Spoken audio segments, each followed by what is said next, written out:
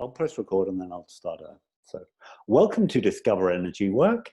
And today I am very much with Dr. Katie Larson. And it's, how do you introduce yourself, Dr. Katie? I would say I would say you're like a wise lady that's actually gone out and studied like how do people get wise. Would you say that? Yeah, I'm my moniker on my social media is I'm a growth and transformation expert who works with highly sensitive people, empaths, and intuitives. So really what I do is I help people recognize all of those superpowers that they have within them as a result of being born sensitive. Right. Well, I'm kind of we were talking before, and I feel like we need to fess up because we haven't just met. Yeah, we talked a lot before, and I was hearing about all your journey, and then I actually did a session for you for my book, Tao's DNA, which hasn't come out yet, but we were talking about and really, I felt like very, very connected with you very early because you'd gone through a process that really you can only know about it if you've been through it. Yeah, it's like you kind of meet your family when you've gone through these processes. One of the things I felt, and I felt very sort of drawn to you because you turned what was a difficult process for you into something that you can share with everybody, which I always think is like, the greatest thing that we can do as humans. And really, I know that I went through this nightmarish experience when I experienced energy. It was so fantastic on one hand, but I was suddenly like socially in another world, which I hadn't. My cultural norms, they really didn't prepare me for. Do you, I mean, there's two things we can definitely we could do lots of things, but there's two things we could talk about. One is like, I'd be fascinated, I'm sure a lot of people would be fascinated in how did you get here? I mean, what was the turning point for you? And then the other thing we might talk about was to explore that space that we both experienced together of discovering the energy work that I'm doing, and then you're very much. Yeah, I want to make sure we talk about that. It's so hard to keep our stories brief, isn't it? But I think if I had to put my life in a nutshell, I would start by saying I'm cool. I'm cool. Okay. I think people want chapter one. Okay. I was born. Okay. All right. Okay. I was born a seeker, and I think that a lot of highly sensitive people and a lot of intuitive people were just natural seekers. And I always manifested this differently throughout the different periods of my life. So as a young person, I seeked in library books, and I was already as like a very young kid into like astrology and occult and like Atlantis and UFOs and Bigfoot, like anything mysterious. That's like all I consumed. The librarian recognized me and would be like, oh, I got a new one on Bigfoot, and that was I knew there was something more than what we were being told. And I just felt strongly about that, both intuitively and then experientially. And so the other way I seeked was exploring out in the world. And when I would explore, I would have these really unique experiences, including past life memories. And so when I was about 6, 7 years old, I started to have past life memories. When I would be out in nature, I would have memories of myself in a former time, like skinning a rabbit. And I could like remember the exact process that you would have to skin a rabbit, what it smelled like, what it looked like how you had to make sure. And it was always like a stone blade that I would use in this memory. And it would just like flicker into my memory, and I would just remember this and then like kind of say, oh, I wonder what that is, and kind of move on. And I would joke with my parents about having past lives, and I even would say weird things to them sometimes, like, I hope I'm not an alcoholic again. And they'd say, again? Like, you're only like 7 or 8 years old, like what are you doing when you're 5? But it was like a cellular memory. And I think I really held on tightly to this as a youngster, but the older I got, like that seeking evolved into the material sciences. And so I had always been a lover of the natural world. Mm. And I had always been interested in like macrobiology. So anything you could see with your eyes. And I was a nature guide. I used to bring little kids on nature walks in the woodlands and wetlands Mm. in Illinois, which is in the US. And I turned that into a career as a science teacher. That was my first career, as I was a physical science teacher, so that's physics and chemistry, and then biology teacher. And I loved that. And I found the methodology of science very comforting Yeah. because as Yeah. a seeker, you want answers, Yeah. right? And it feels really comforting and good to have a framework for questioning and a framework for receiving answers. And I felt really good with that. Definitely. But like I said about the flickering of the past lives and the flickering of, I would often see and feel people's auras. And I would always see them as almost a tie-dye over someone's face. And it would change. So there'd be between 1 and 3 colors. And then one would start on their face, and then the next one would go a little further, and then a little further. And I didn't recognize what the colors meant immediately back then, but I did know it was emotions. So I knew that I could just sense somebody if they had like a dirty grayish brown, they were not in a good place. Or, you know, if they had a yellow, they were really optimistic.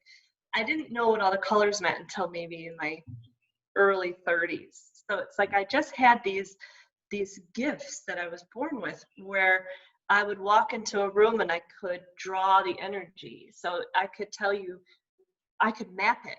I could say like it's dense over here, it's light over here.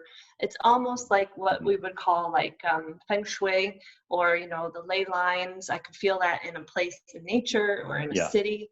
And so it's like these are all gifts that I had, but as a young person, they're so disconnected and disparate, you don't really know what they are. No. And I think for me, one of my big turning points of finally delving really deeply into the invisible realm, the vertical dimension, the metaphysical, the esoteric, it was my first past life regression. And being in a hypnotic state and seeing in my mind's eye a whole life that I had before that I actually didn't have memories of as a child. But having that experience, I was a young man in Scotland in the late 1700s. I could see my wife and her wedding dress, and I could see my 2 kids and what I would do with my grandkids. And, I was a carpenter and I could feel the planing of the wood and things so vividly. The hypnotist after the session says, you should consider doing a lives between lives session. Now, at the time, I was still teaching science, was getting a master's degree in biology. So I was still kind of holding on to this like beloved framework of materialism. Like as much as I loved tipping my toes into that esoteric and invisible realm, I wasn't ready yet. And I said to the woman, I'll think about it. And 1 year later, so 1 year after my first past life regression, it had influenced me positively in so many ways that I said, I have to do this life between lives session. And that was probably the trajectory change for me on an internal perspective of when I did that session, I was able to see what I now understand is probably the Akashic realm and the Akashic records.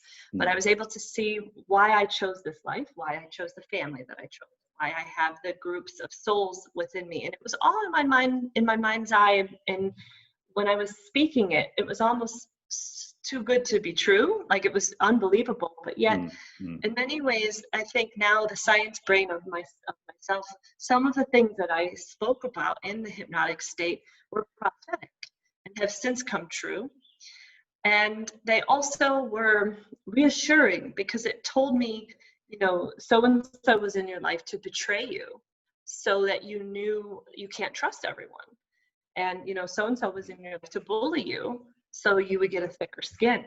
And so-and-so was in your life to teach you unconditional love. And like these types of lessons that I received from that changed me forever.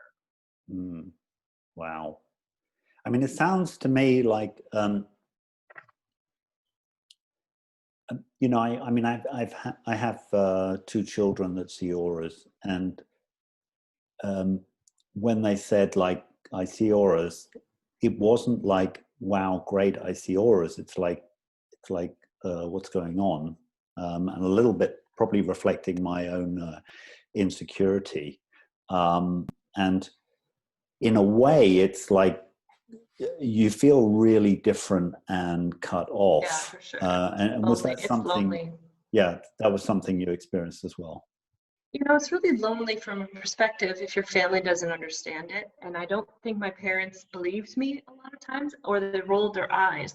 But however, I have an aunt, my mom's sister, who my mom would often say, like, oh, you're just like Aunt Diana, you know? And so I think having someone else in the family that was similar to me, who could see ghosts, who could feel energies, and who Yeah, we remembered lost you. things. Oh, Yeah, no, it's okay. how's that? It's Better? just the network. It's okay. I mean, I think people can get the main idea, but so Yeah. somebody that was able to um, hold you in a framework or hold you and say, yeah, that's normal. Which is, Yeah, and it was friends later and mentors. I think after that after that past life regression, I think I continued to, you know, my life was thrown out of whack because I left the United States and I moved abroad, and the physical moving was also very um, egoic death for me because I had such a stable identity as a teacher, an American teacher. right. And then I was thrown into Yeah. first Europe, then Africa, and then Asia, and I was like shape shifting. Yeah. And it was great for me because I loved seeing all of the different cultures and having to work within the different cultures. But there were a lot of identity seeking and Oh, identity, absolutely. Yeah. like that deep identity Well, of like, well, yeah, yeah. No. What do you mean by deep identity? I'm curious. the identity that cannot be changed by your circumstance. Hmm. So there's like that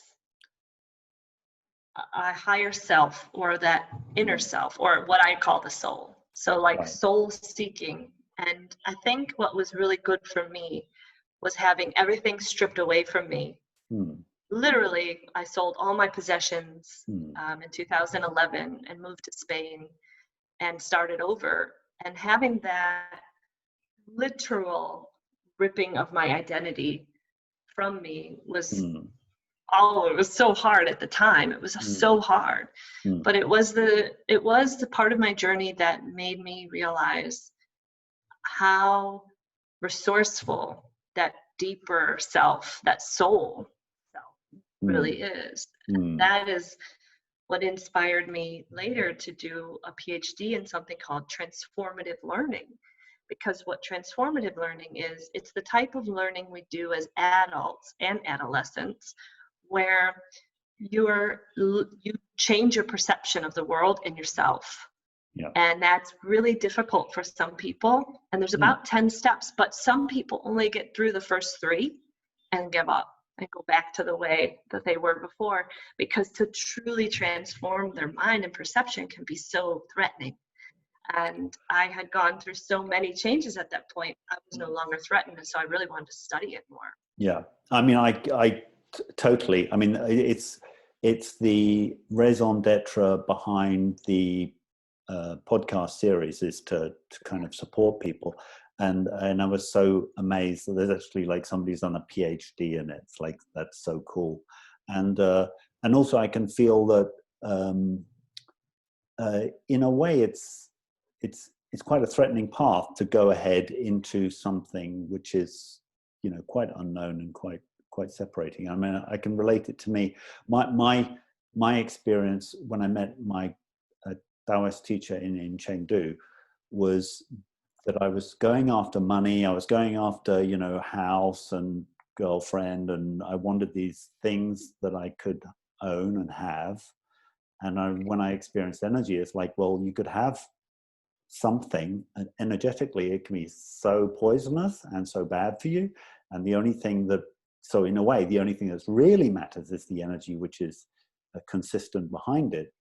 And that Yeah. flipped me. Well, I feel like it Because flipped me the opposite way. You know what I mean? So I became materialistic, but for the energy. So really, I for the hadn't energy. changed anything.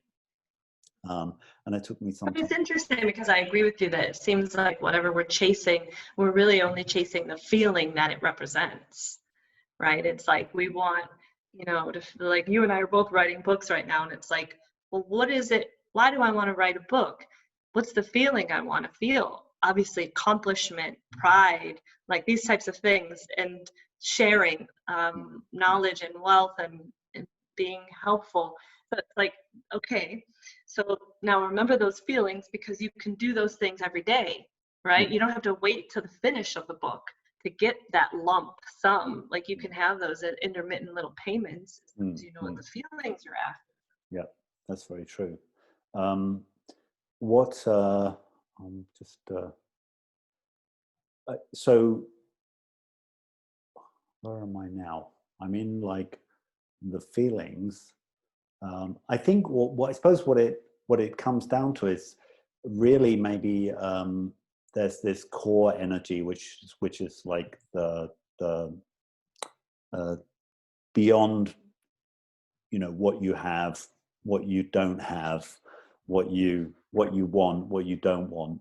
I think that's sort of the holy grail, isn't it? It's like coming to yourself, like returning to And yourself. energy can be quite character driven. Like I have within me funny ones, like little archetypal energies within that core. Like I have the energy of like a 16-year-old boy, like that's kind of crude and funny and like, likes to laugh at silly like fart jokes. And then I also have like a wise sage elder woman. And I have like, an intrepid warrior, and I have like all of these characters that every once in a while I'll like tap into, and I find that I get a lot of strength by almost like amplifying the archetypes within me because I kind of get to know the characters that I have and then I play with them sometimes. So like when I'm in like a really serious mood, like I need to turn up the 16-year-old boy because I need to like get out of my head, take myself less seriously, like go watch a silly movie, whatever. Because I think that's the parts of us that we don't always recognize when we're playing an external role and we want to be seen as a certain way, and we have these like conflicting or like contradictory sides of us that we're like hiding, but some of them are really helpful. It is an interesting conundrum because like when we're in the say the samadhi or the meditation practice of or the beyond meditation practice of just being, then there is no self and so on, and then we have to go out and we have to be somebody that people can put their minds around in a way. We have to present them with some sort of handle, and is that so? What's your book going to be about? So is it all about that aspect, or the allowing the different aspects of the self to come out, the archetypes? Or I think there'll be parts of the archetypal work in it, but what it'll be called is the sensitive journey, and it's about when we identify ourselves as highly sensitive people or empaths as adults. So usually you'll find about midlife, sometimes even in later life, people will realize, oh my gosh, I'm a highly sensitive person, because they'll get introduced to the term, or they'll read a book, or they'll come across an article, and just like I did when I was 38 years old. So again, I'm at midlife, and I read it and I thought, oh my God, that is me. This describes me to a T. And so there's a journey then that you take once you have this valuable piece of information of this is real. And now you can reframe your whole childhood and young adulthood through this lens. And then what does it take now for you to take that information and thrive? And so that's what I hope to capture through, research and interviews and things around other people who experience the same journey of, okay, now that you know what you are, how does that change the way you live your life? And how do you embrace this and thrive with this way of being in the world? I'm fascinated in one thing I've got to tell you. I'm fascinated in the amount of gaslighting that I was doing to myself, in doubting myself and saying, no, that can't be real. You must be crazy. Yeah. And I'm fascinated that I never picked up on it, that's an abusive relationship. That's a very clear sign of an abusive relationship, when somebody is saying to you, you know, oh yeah, yeah, you're crazy, you know. And I'm like, wait a minute, like, hello, this is me. This is me I'm talking to, yeah? And I'm doing that's going to hurt me. Do you ever think that sometimes it's like a voice that became internalized, that was like an external voice from your past, so like a family member, you know, or even just like your schoolmates growing up or something? Because I know for me, I feel like that inner voice, when it does come up, of the doubt, it has a really distinct voice, and it's not mine. I know whose it is, the family members, and I can feel that family member like rolling their eyes and judging me. And so it's like, sometimes I also have to recognize, like, some of my self-doubt isn't from me. It's just an internalized voice from somebody in my past. Right. Yeah, I mean, that's interesting. I also, what I find is a challenge, especially when you're on the beginning of the journey and you say to somebody like, oh, I can feel this, and they say, oh no, you can't. No, that's not possible. And then the next time you try, you can't, because they've like, it feels like they just put their blob on you. Yes. They just blobbed your sense. Like their disbelief is like a lead cage over your energetic power. And what you're trying to do is you're trying to share, look, you know, this is cool, we can do this. And instead they're just like, you know, like, no, you can't, people can't do that. And it's, I'm reading Ingo Swann's Psychic Literacy. Actually, I'm listening to it because I got Audible. And he's talking about it, like, especially in the area of healing, like incredible healings. There's this guy had his brachial plexus severed, and the doctors tried to sew it back and it wouldn't. He was shot in the head twice, he had brain surgery and he had a metal plate in his head. He went to Lourdes and they thought he was going to die because he had such a fit, and the next day he'd been paralyzed. He walked out of the hospital. He was paralyzed for years. He walked out of the hospital and his arm was working, and he worked as a physical, he worked as a laborer for the rest of his life. It was like, this is like a recorded case. And I love it. And then we find ourselves like, there's this incredible, in fact, psychology is confirmation bias. It's like you find yourself like,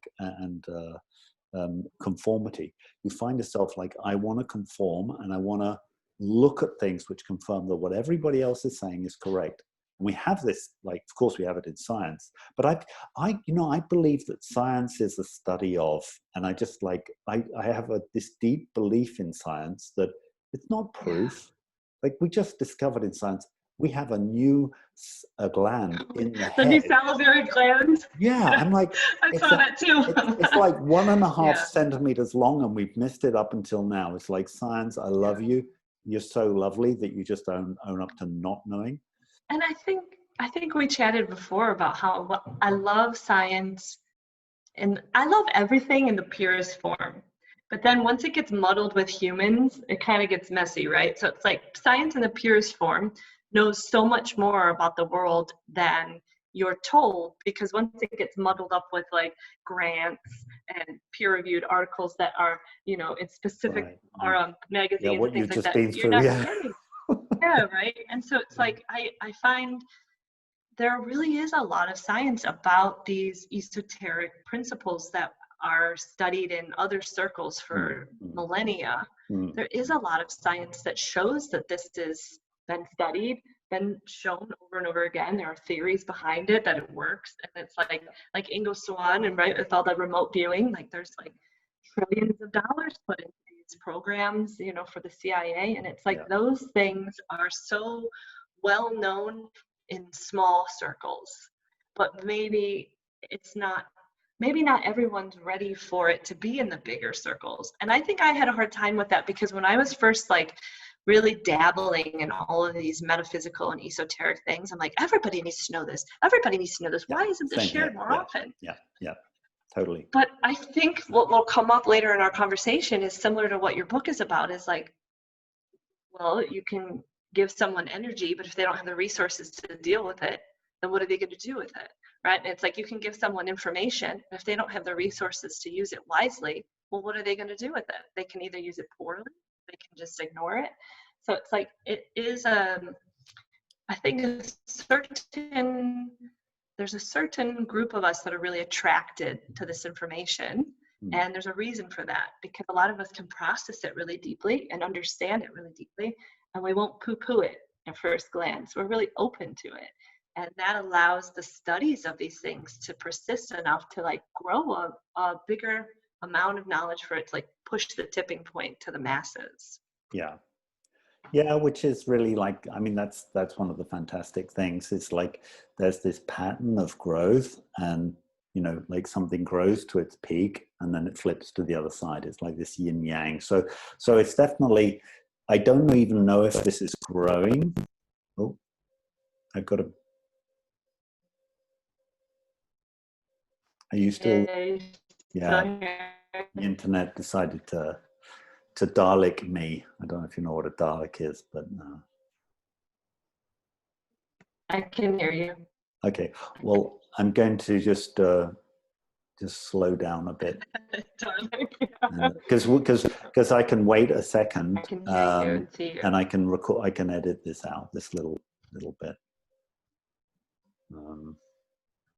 But yeah, I wonder, from my point of view, is